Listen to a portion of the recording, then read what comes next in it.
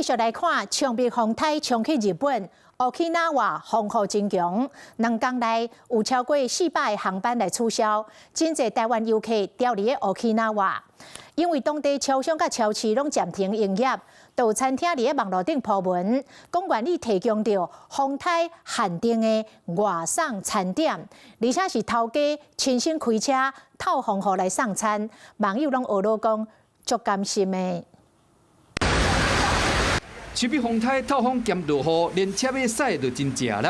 Okinawa 2天內總共有超過400個航班被取消，真濟台灣人袂當轉來。風颱要來進前，超市物件早就互搶了去啊！昨昏超市商店差不多攏是暫停營業。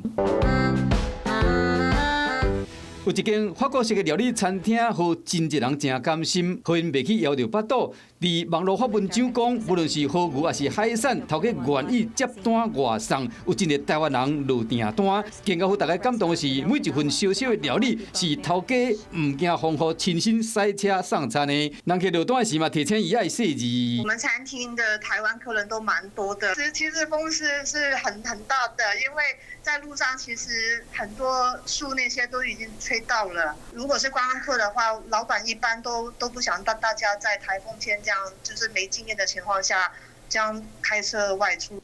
因為安全起見，頭家敢若接餐廳附近飯店人客訂單，雖然敢若15分爾，這充滿着頭家愛心，或者台灣遊客真感謝。佇外國風颱天，也有人願意送這份溫暖。